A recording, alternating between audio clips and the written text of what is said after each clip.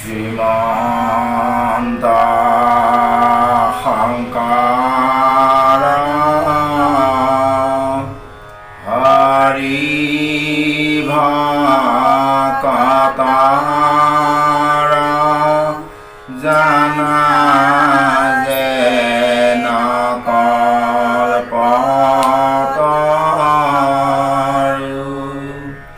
তাহান্ত বিনাই নাই নাই নাই আমাৰ পৰম গুৰু। কি কহিব পাণ্ডৱৰ মহাগুণ গণ, যাক সেৱা কৰন্ত আপুনি নাৰায়ণ।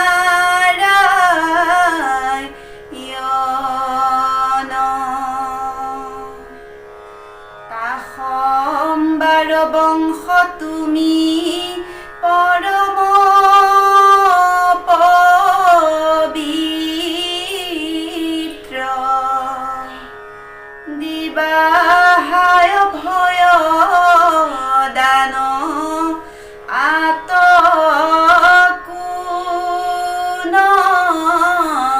চিত্ৰ। কৃষ্ণ। হে প্ৰভুসকল, এয়া বৈকুণ্ঠ শাস্ত্ৰ মহাভাগৱতৰ আমাৰ শিৰোমণি ভাগৱত পাঠ আৰু প্ৰবচন অনুষ্ঠানৰ আজি ভিডিঅ'টি প্ৰস্তুতকৰণৰ হেতুকে আমি আগবাঢ়িছোঁ। আৰু এয়া পাঠাচাৰ্য এগৰাকীয়ে কীৰ্তন কৰিছে পৰীক্ষিতৰ কলি নিগ্ৰহ।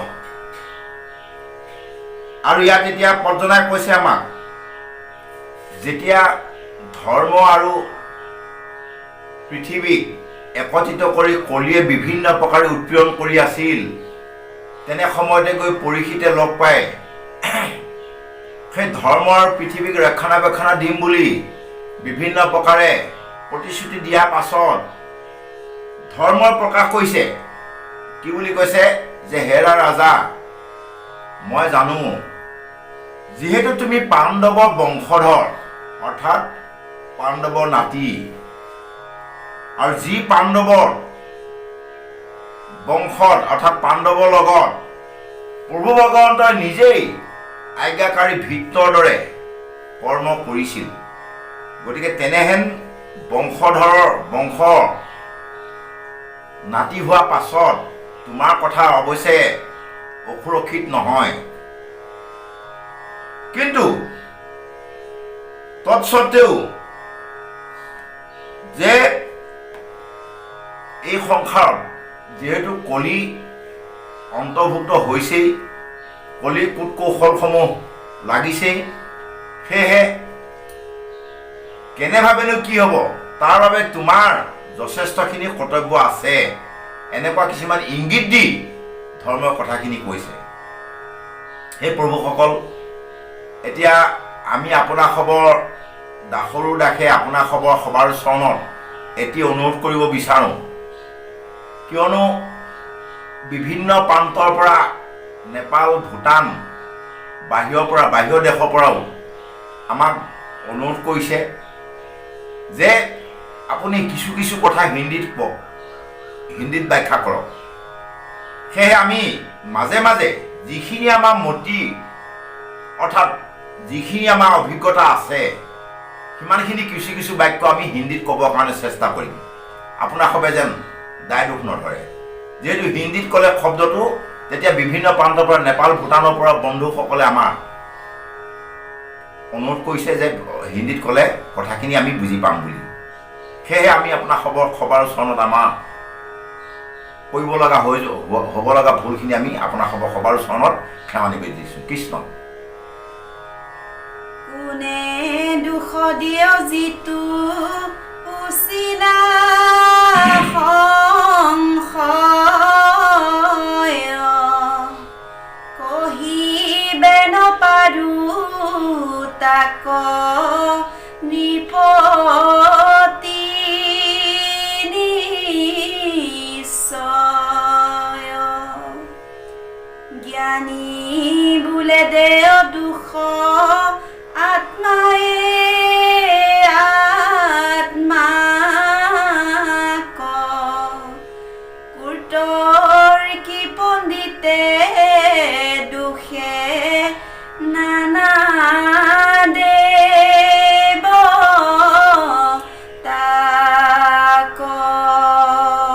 কৃষ্ণ।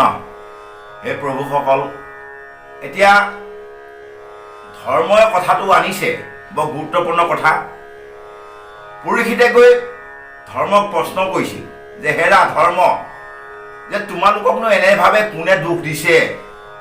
কাৰ সাধ্য আছে মোৰ ৰাজ্যত ইজনে সিজনক দুখ দিয়া?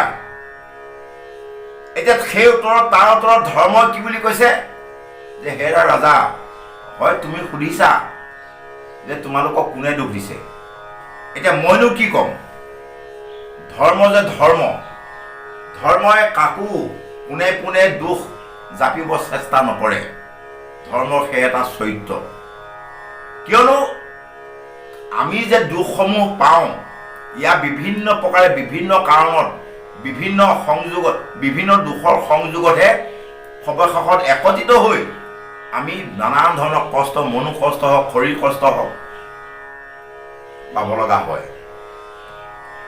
সেইখিনি কথাকে ইয়াত ধৰ্মই কি বুলি কৈছে যে কোনো লোকে জ্ঞানীসকলে কয় যে আত্মাই আত্মাক দুখ দিছে, আৰু কুটকী পণ্ডিতসকলে বিভিন্ন দেৱতাক দুখ দিয়ে যে আমুক দেৱতা, ইন্দ্ৰ দেৱতাৰ কাৰণে, বায়ু দেৱতা, বৰুণ দেৱতাৰ কাৰণে মই দুখ পাব লগা হৈছে, নহ'লে কাল, শনি গ্ৰহ কিবা কিবি মানে দুখ দিব। আৰু কি বুলি কৈছে যে প্ৰকৃততে এনেভাৱে কুটকী পণ্ডিতসকলে যিটো ভাবে, এয়া যেনেকৈ এতিয়া আমাৰ ভিতৰতে আজি আমাৰ কিবা এটা যদি কঁকাল বিষ, মূৰৰ বিষ, আপুনি যদি ক'ৰবাত চোৱাবলৈ যায়, সেয়া হ'ল কুটকী পণ্ডিত। তেওঁলোকে ক'বই, মঙলা চাই পেলাই ক'ব তোমাক শনি দুখ লাগিছে, তুমি মানে শনি পাঠ পঢ়াব লাগিব বা শনি কৃতকৰ্মখিনি কৰাব লাগিব। এনেকৈ সেইসকল হ'ল কুটকী পণ্ডিত বুলি কৈছে ইয়াত বৈকুণ্ঠ শাস্ত্ৰ মহাভাগৱতে। और एतिया इसी प्रकार इसी तरह परीक्षित राजा ने जब जाके धर्म से सवाल किया कि तुम्हें इस तरह के दोष कौन दे रहा है, तो जाके धर्म ने जवाब दिया कि हे राजन, हमें किसने इसी तरह दोष दिया हम सटीक नहीं बता सकते हैं, क्योंकि हर प्रकार के सवाल का जवाब सभी का मन में अलग अलग से पैदा होता है। अभी यहां बोल रहे हैं शास्त्रभागी ने, शास्त्र ने बता रहा है कि हमें जो ज्ञान नहीं है, शास्त्र भगवान का कोई किसी का ज्ञान नहीं है, तो उसने क्या करता है, सिर्फ अपना अपना आत्मा से, आत्मा ने एक दूसरे आत्मा को दोष देता है, दोषित कराता है। सीधी सी सवाल कभी नहीं होता है। और जो कूटनीति वाले पंडित लोग हैं,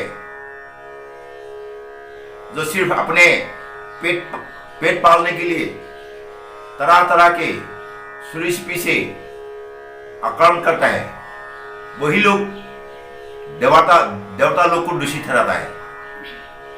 उसी तरह सभी का जो धर्म ने परीक्षित को सीधा सवाल का जवाब ना देते हुए, उसी तरह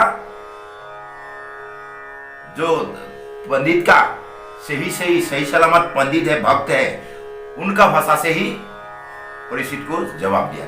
कृष्ण ग्रहे पीर दैव कर ज्योतिष प्रमाण मीमांसके बुलै सবে कर्मे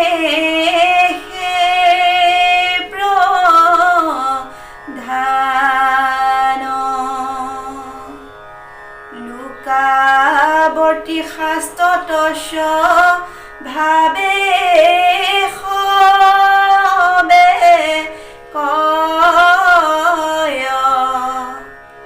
যাৰ যেন মতি কহৈ নজানে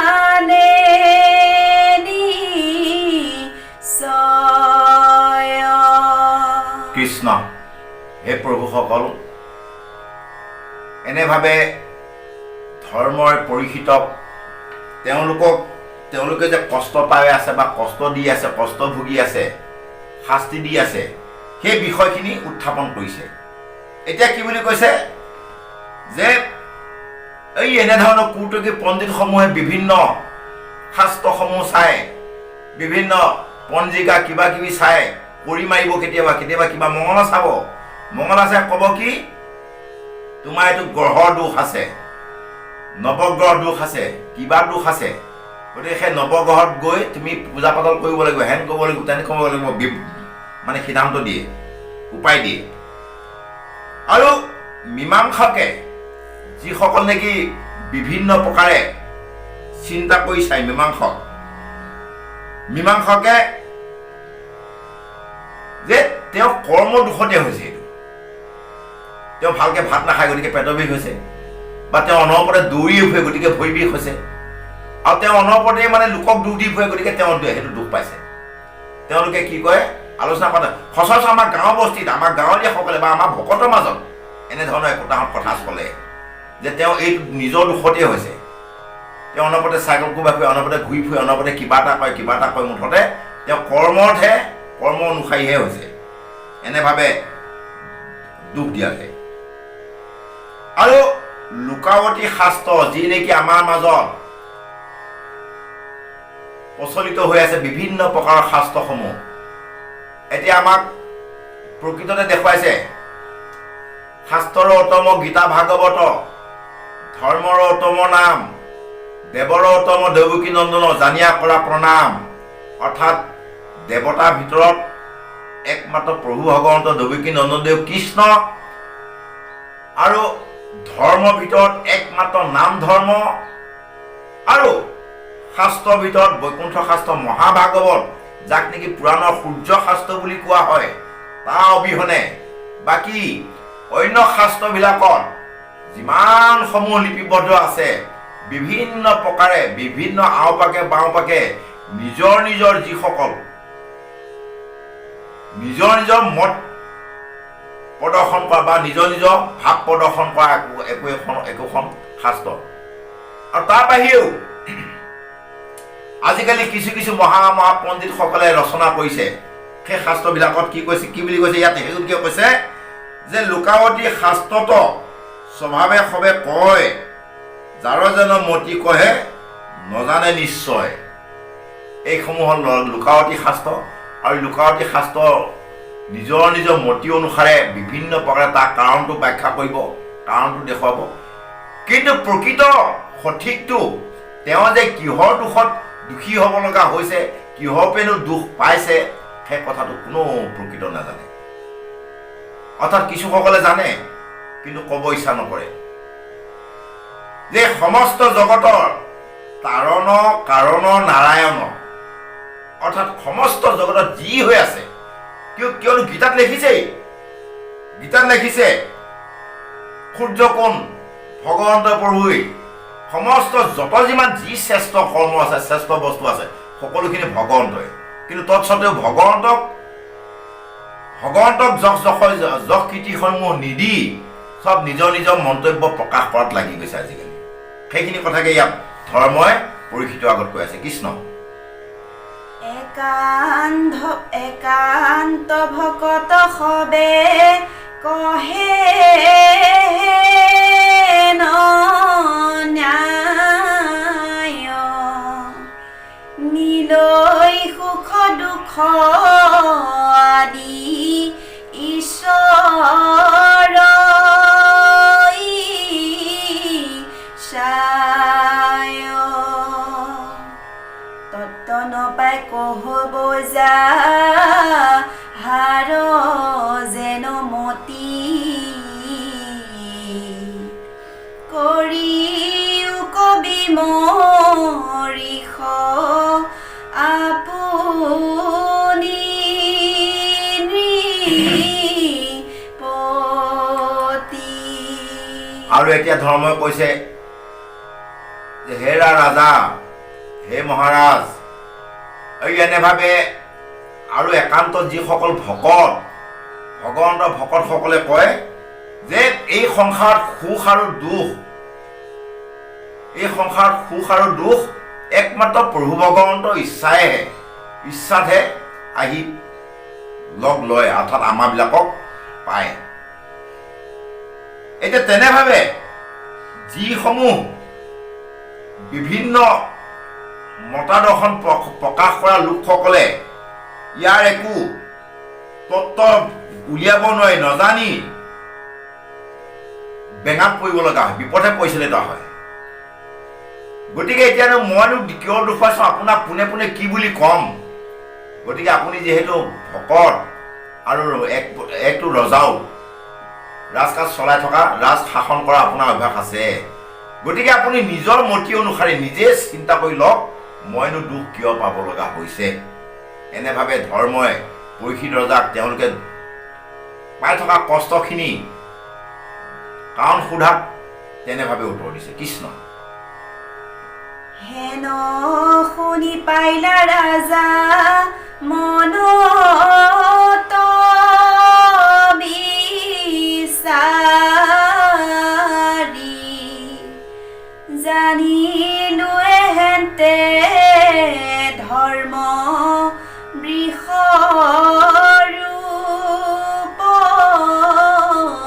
ধাৰি, এতেকে পৰ পাপ নকৰা বিদিত, কৈ যিটো হৈ সিটো তেনে পাপ চিত্ৰ। কৃষ্ণ হে প্ৰভুসকল, এতিয়া পৰীক্ষিত ৰজাই ধৰ্মই কোৱা কথাখিনিত বিচাৰ বিবেচনা কৰি চিন্তা কৰি চাই বুজি পাইছে যে এয়া প্ৰকৃততে কোনো এজন ব্যক্তি বিচাৰ বিবেচনা হ'ব নোৱাৰে।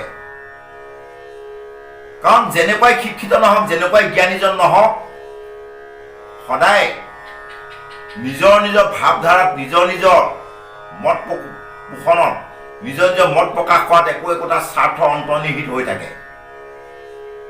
আৰু এতিয়া যিভাৱে নেকি পৰীক্ষিতক উত্তৰটো দিলে, তেতিয়া সেই পৰীক্ষিতে বিভিন্ন প্ৰকাৰে গণি পিঠি চাই বুজি পাইছে যে এয়া নিশ্চয় ধৰ্ম হ'ব। কাৰণ ধৰ্মহে প্ৰকৃত লক্ষণ। ধৰ্মৰ লক্ষণ কি বুলি কৈছে যে ধৰ্মৰ লক্ষণ, ধৰ্মই কেতিয়াও কাকো কোনো পধ্যেই তৎমুহূৰ্ততেই এটা দোষ জাপি নিদিয়ে। সেইটো প্ৰকৃত ধৰ্ম লক্ষণ নহয়। হে প্ৰভুসকল, এইটো এতিয়া বৰ গুৰুত্বপূৰ্ণ কথা। আমি নিজকে নিজে বৰ ভকত চেৰাই ফুৰোঁ, নিজকে নিজে ভকত হ'ব চেষ্টা কৰোঁ। ধৰ্মতকৈও বৰ দীঘল দীঘল ব্যাখ্যা লেকচাৰ কৰিব পাৰোঁ, কৈছোঁ। ধৰ্ম এতিয়া যিমানখিনি কৈছে তাতোতকৈও বেছি দীঘলীয়াকৈ কোৱা যায়, ব্যাখ্যা কৰা যায়। কিন্তু এনেভাৱে বহুতে কঁকালটো বিষোৱাৰ পিছত যদি কোনোবাই সোধে, অ' তোৰ কি হৈছে, এই কণা গোসাঁইটোৱে মুখে মানে দুখখিনি দি থাকিব সময় পালে আৰু এনেভাৱে আমাৰ মুখত ওলায়। অৰ্থাৎ পোনে পোনে ভগৱন্তকে দুখ দিলোগৈ আমি। বা কাৰোবাক যে আমুকৰ কাৰণেহে মই মানে এনেকুৱা এটা দুৰ্গতি হ'ল বা এনেকুৱা দুখত পৰিব লগা হ'ল, তামুকাৰ কাৰণেহে এইটো হ'ল। কাৰোবাক দুখ জাপাত আমি মহা উস্তাদ। এতিয়া সেই ধৰ্মৰ লক্ষণটো ইয়াত আমাক প্ৰকাশ কৰিছে বৈকুণ্ঠ শাস্ত্ৰ মহাভাগৱতে কি বুলি, ধৰ্মই প্ৰকৃততে কাকো দুখ নিদিয়ে। বিভিন্ন প্ৰকাৰে গৈ কি বুলি কৈছে ইয়াত, এতেকে পৰ পাপ নকৰা বিদিত, ঐ যিটো হুৱে সিটো তল তেহেন্তে পাপচিত। যে লোকৰ পাপ আমি আঙুলিয়াৰ সৈতে বা মুখেৰে সৈতে কৈ পেলাই বাক্য বচনেৰে সৈতে লোকৰ পাপ দেখুৱাই দিয়া মানে লোকৰ পাপ দেখুৱাই দিলেও আমি পাপত পৰিব লগা হয়। গতিকে সেই প্ৰভুসকল, আমাক ইয়াত বৈকুণ্ঠ শাস্ত্ৰ মহাভাগৱতে যাতে আমি কাৰো দোষ কোনো দিনাখনে দেখিব নালাগে বা প্ৰকাশ কৰিব নালাগে, কাৰো দুখ গুণ গাব কোনো প্ৰয়োজন নাই। লোকৰ দুখ গুণ গালে নিজৰে দুখলৈ নিজৰ গালৈকে আহে। এয়া ধৰ্মৰ বাক্য। কৃষ্ণ হে ধৰ্ম কিনো ভৈলা তোমাৰ বিষাদ ভাঙ্গিলে কত পশোচ দয়া তিনি পাদ কেৱলে আশ্ৰয় মাত্ৰ সত্য নাম ভৰি তাকো ভাঙ্গিবা কচা হৈ কলি দণ্ড ধৰি। কৃষ্ণ, হে প্ৰভুসকল, এনেভাৱে যেতিয়া ধৰ্মই পৰিচয় দিলে আৰু কলিয়ে চিনি পায়, বৰ দুখ মনেৰে ধৰ্মক কৈছে, হেৰা ধৰ্ম, যে তোমাৰ যে কি অৱস্থা হ'ল, যে তোমাৰ চাৰিপদ সত্য, শৌচ, ক্ষমা, দয়া, এই চাৰিপদৰ ভিতৰত মহাদুষ্ট কলিয়ে দণ্ড লৈ অৰ্থাৎ লাখুটি লৈ টঙনিয়াই টঙনিয়াই তিনি পদ ভাগিলেই মাত্ৰ বাচিছেগৈ এতিয়া সত্য নামৰ ভৰিখনে। আৰু এইটো আমাকে কৈছে, হে গুৰু হ'ব, এতিয়া আমিবিলাকে কলি যুগত যদিহে প্ৰভু ভগৱন্তৰ কৃপাপাত্ৰ হ'ব নোৱাৰোঁ বা হোৱা নাই, বা যদিহে আমি যদি ভগৱন্তৰ চৰণত ভকতি নকৰোঁ, ভগৱন্তৰ গুণানুকীৰ্তন নকৰোঁ, তেতিয়াহ'লে সেই আমাৰবিলাককো এনেকৈ কলিয়ে ধৰি বিভিন্ন প্ৰকাৰে বিভিন্ন মাধ্যমেৰে আমি এইটো খাটাংকৈ আগত যেনেকৈ এতিয়া ধৰ্মই কৈ গৈছে যে কেনেভাৱেনো কলিয়ে আমাক শাস্তি দিছে বা কি কৰিছে, কোনে শাস্তি দিছে, সেইটো খাটাংকৈ ক'ব নোৱাৰোঁ। এতিয়া আমাকো সেই কলিৰূপী কালে কি প্ৰকাৰে আমাক অনিষ্ট কৰিব, অৰ্থাৎ তিনি চৰণ ভাগিব, অৰ্থাৎ আমাৰ শক্তি, ভগৱন্তৰ ভক্তি থকা শক্তি 4 গুণৰে 3 গুণ নাইকিয়া কৰিব, এগুণহে মাত্ৰ থাকিব। আৰু সেই গুণকো চেষ্টা কৰিছে, যদিহে ভগৱন্ত প্ৰভু কৃপা নহয়, অৰ্থাৎ পৰীক্ষিতৰ দৰে ভকতৰ যদি সংগ নলওঁ, ভকতৰ পৰা যদি মানে দিহা পৰামৰ্শ নলওঁ, তেতিয়াহ'লে সেই পদো ভাগি পেলাব। তো যি মুহূৰ্ততে ধৰ্ম শূন্য হ'ব, সেই মুহূৰ্ততে আমাৰ বিলাই বিপত্তি নাইকিয়া হ'ব। এই কলি যুগত যদি ধৰ্ম নামৰ এক চৰণ, এক গুণ, এটা গুণ, 4 বাটা 1 হিচাও যদি থাকে, তেতিয়াও এই লোক জগতত প্ৰৱৰ্তন থাকিব পৰা যায়। আমাক সেইটোকে ইয়াত দেখুৱাইছে। গতিকে ইয়াৰ উপায়টো কি? একমাত্ৰ পৰীক্ষিতৰ দৰে ভকতৰ সংগ আচৰণ কৰিব লাগিব, বা সেই প্ৰভু ভগৱন্তৰ যি ভগৱন্তৰ নেকি পাণ্ডৱক অনবৰতে ৰক্ষণাবেক্ষণে দি আছিল, সেই তেনেহেন প্ৰভু ভগৱন্তৰ কৃষ্ণ দেৱকীনন্দন কৃষ্ণদেও চৰণত শৰণাপন্ন হৈ তেওঁ গুণানুকীৰ্তন কৰিব লাগিব বুলি আমাক বৈকুণ্ঠ শাস্ত্ৰই ইংগিত দিছে। কৃষ্ণ ধেনু ৰূপে জানিলোৱে হেন্তে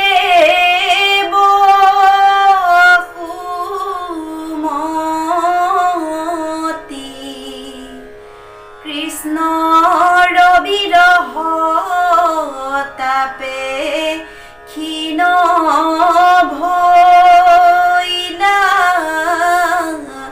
আতি ধ্বজ ব্ৰজ পংকজ গু শিল অলংকাৰ তাক স্মৰি কান্দন্ত খে দৰ নাহি পাৰ। কৃষ্ণ, হে প্ৰভুসকল, এনেভাৱে সেই ধৰ্মৰ লগত কথোপকথন হোৱাৰ পাছত ধৰ্মৰ কাষতে থিয় হৈ আছিল বসুমতী, ধেনুৰূপী বসুমতী। আৰু সেই ধেনুৰূপী বসুমতীকো পৰীক্ষিতে লগতে পৰিচয় পাইছে, চিনি পাইছে। চিনি পাই সেই বসুমতীৰ প্ৰতিও দুখ কৰিছে। কেনেকৈ দুখ কৰিছে, কিয় দুখ কৰিছে? এতিয়া কৈছে যে হে আই বসুমতী, যে তোমাকো দেখিছোঁ, কলিয়ে যিহেতু তোমাকো উৎপীড়ন কৰিছে, অত্যাচাৰ কৰিছে তোমাৰ ওপৰতো, আৰু সেই অত্যাচাৰ কৰা হেতুকে বিভিন্ন প্ৰকাৰে অত্যাচাৰ সহ্য কৰিব নোৱাৰি তুমি সিনাই শুকাই গৈছা। আৰু তাৰ লগে লগে যি মুহূৰ্তৰ পৰাই প্ৰভু ভগৱন্ত বৈকুণ্ঠলৈ গ'ল, আৰু প্ৰভু ভগৱন্ত বৈকুণ্ঠগামী হোৱাৰ লগে লগে তুমি ধ্বজ, বজ, পদ্ম, অংকুশ, যৱ এই পঞ্চচিহ্নৰ পৰা বঞ্চিত হ'ব লগা হৈছে। আৰু সেই তাৰ দুখতো তুমি অতিকৈ শোকাকুল হৈ কান্দি কুটি নিজৰ শৰীৰটো শুকাই খিনাই গৈছে। এনেভাৱে পৰীক্ষিত ৰজাই বসুমতী আইকো সান্তনা দিবৰ কাৰণে চেষ্টা কৰিছে। কৃষ্ণ। হে মাও ধৰণী নিয়োগ ধৰ্ম বাপ নকৰা কলিক ভয় তেজিও তাপ পৃথিৱী পৰ্যতি মই ফুৰুৱাকে চাই পাপী কলিয়াৰ মূৰ হাতৰ নেৰাই। কৃষ্ণ। এনেভাৱে ধৰ্ম আৰু পৃথিৱীক বিভিন্ন প্ৰকাৰে সোধা পোছা কৰাৰ পাছত পৰীক্ষিত ৰজাই দুয়োকো সম্বোধন কৰি নিৰ্ভয় প্ৰদান কৰিছে। কি বুলি কৈছে? হে মা বসুমতী আৰু পিতৃ ধৰ্ম, আপোনাক সবে মোৰ ৰাজ্যত নিৰ্ভয়ে সৈতে থাকক, কিয়নো মই সমস্ত জগত পৃথিৱীৰ পৰ্যটন কৰি ফুৰোঁ যে ক'ত কেনেকৈ সুখ দুখ হৈছে, আৰু মই এতিয়া সতৰ্ক হ'ম, অতি কঠোৰ হ'ম যে কলিয়ে মোৰ ৰাজ্যত কোনো পধ্যে থাকিব নিদিম, অৰ্থাৎ অত্যাচাৰ চলাব নিদিম। এনেভাৱে ধৰ্ম আৰু পৃথিৱীৰ আগত পৰীক্ষিত ৰজাই প্ৰতিশ্ৰুতি দিছে। কৃষ্ণ। ধৰণিক ধৰ্ম সাক্ষী বুলি দাবৰ আজুৰি খান্দা ধৰিল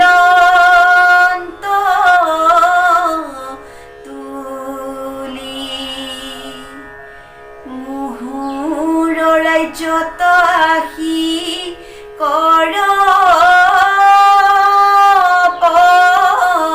কাৰ